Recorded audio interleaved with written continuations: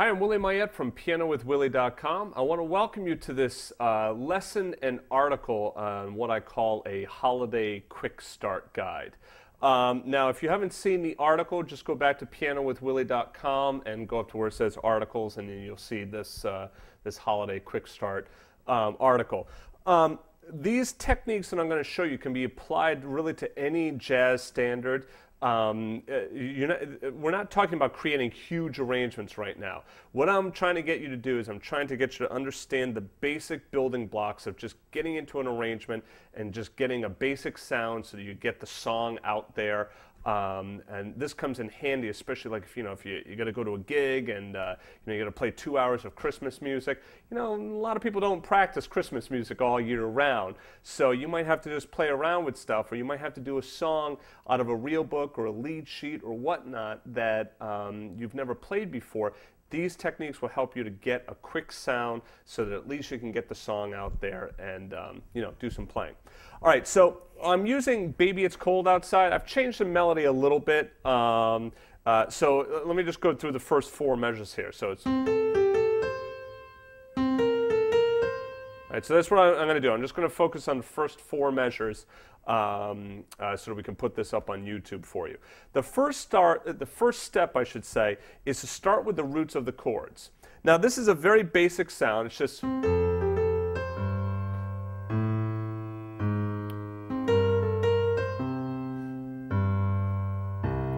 Now, like I said, you're not going to blow the doors off of, off the barn there with that arrangement. It's pretty simple. But you know what? If somebody were listening to it, they might be like, oh, okay, yeah, it's not too bad. At least you got something going on. Especially, if I were to take, let me take another song here. I just have a Christmas fake book here. Even if I just did Hark the Herald Angels Sing, I just do the roots here.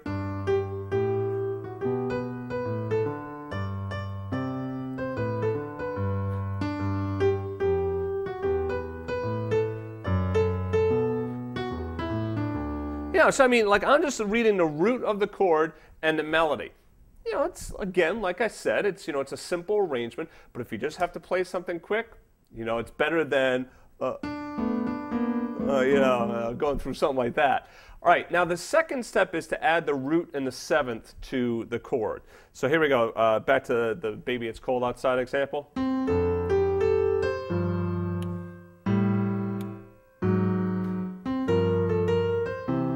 Now you can hear with this example, it really starts to define more of the chord, and the reason for that is that the 3rd and the 7th are important chord tones. You notice on an F major 7, I can take out the 5th because if I just play F and C, you have no idea, do I mean F minor 7, do I mean F dominant 7, do I mean F major 7th?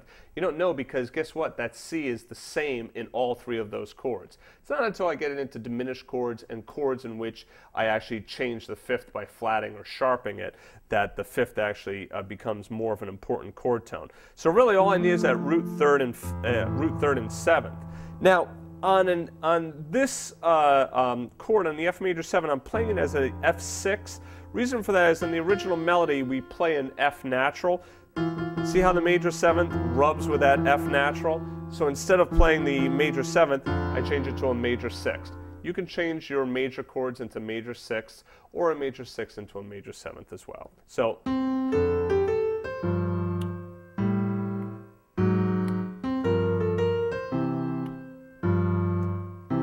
now, step 3 is adding in some motion to those chords. Now, there's a lot of different things I can do, but one of the very simple things I can do is create this, almost this bass line just by breaking up that chord. So I play the bottom note and then the top note. Same chords, same notes of the chords, right? I'm just breaking them up, so it's the bottom note, then the top note. So listen to that.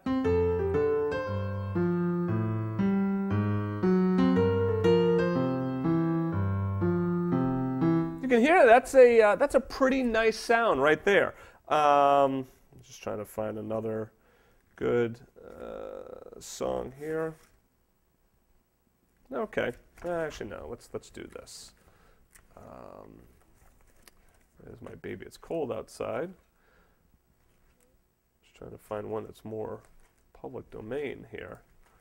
Well.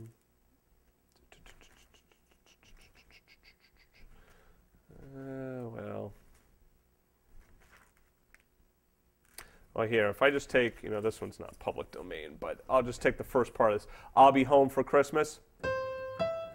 So here's the first 4 measures of I'll be home for Christmas. If I play just the roots, if I play the root in the 6th or root in the 7th, if I break it up,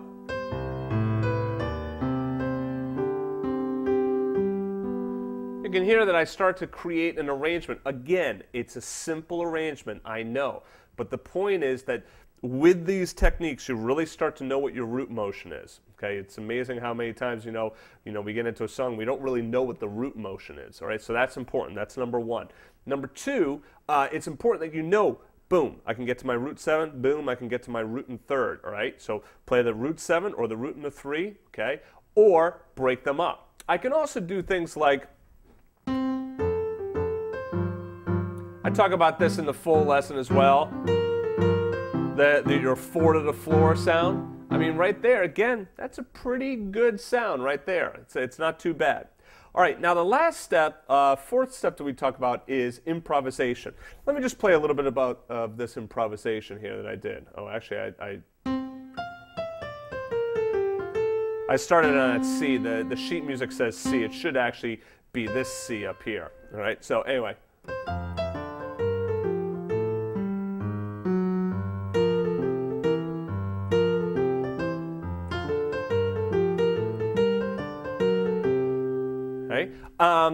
Now, what I've done is I've written in where the improvisation and the chord tones, where the improvisation and the chords line up. So this first spot is right here when I hit an F in the improvisation and the root motion or the chord tone is an F. So this F up here is the root of that F chord. When I get to the B flat here, this B flat is the 3rd of a G minor 7 chord. When I get to the A, that's the root of your A chord.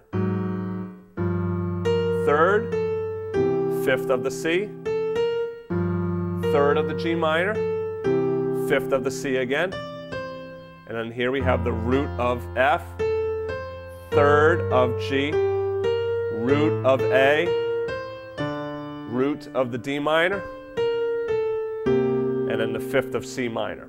Now, the reason that this is important is that you'll notice that I'm hitting a chord tone on those strong beats. The strong beats in this case, you know, is beats 1 and 3. And another way of also thinking about those strong beats is wherever you have a new chord change. Okay, so if you had a chord on beats 1 and then beat 3 and beat 4, you know, 3 different chords, then beats 3 and 4 would both be important because in improvisation, because you have a new chord sound going on there. But in this case, you know, we only have 1 or 2 chords per measure.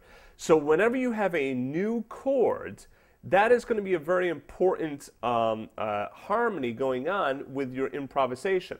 And now in the right hand, mostly what I'm trying to do is just use my F major scale, create a simple improvisation. I'm staying diatonic to the key of F, right, and I'm just staying within that F major scale. But what I'm doing is I'm choosing notes that are going to go well with that chord. The root, the 3rd, or the 5th of the chord is going to work well. So for instance, if I start my improvisation on B flat,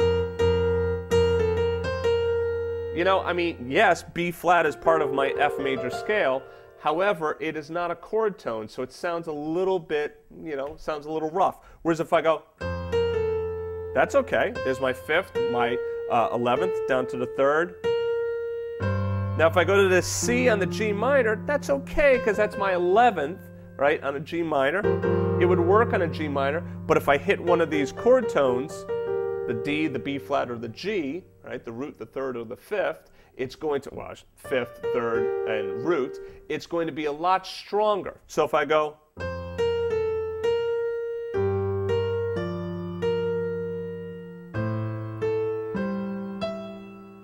see, hon?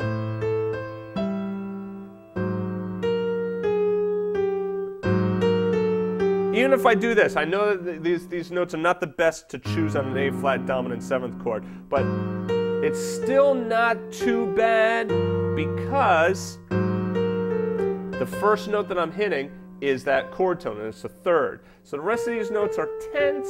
Okay, well, that's not.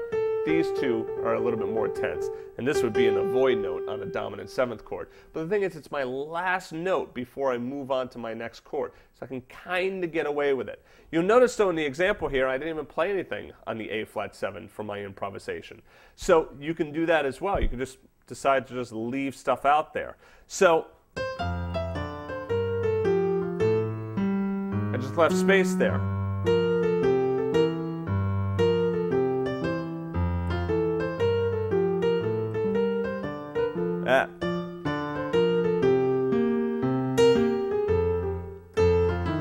That's what we did.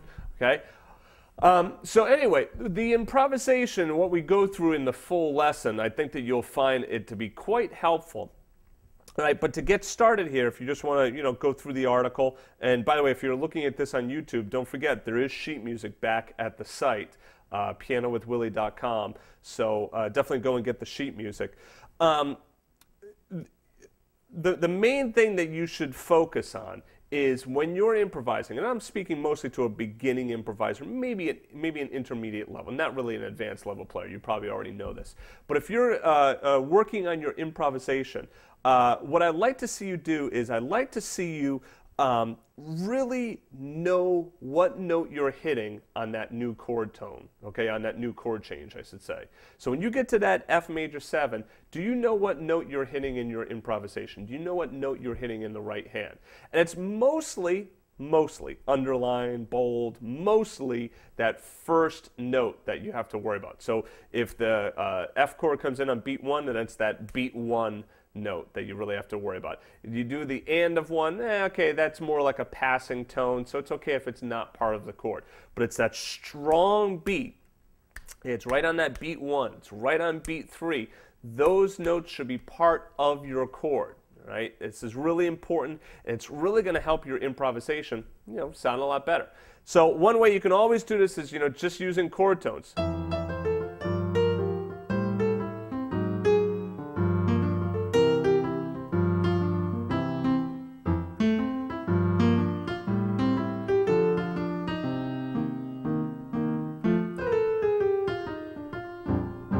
Okay. So anyway, that just kind of gives you a couple of tips. I hope that helps. Check out that Holiday Quick Start DVD. I think you would find it quite helpful, especially if you want to get into, some basic techniques of how to create an arrangement from a lead sheet. All right. So anyway, have yourself a great holiday, and I'll see you in the next lesson.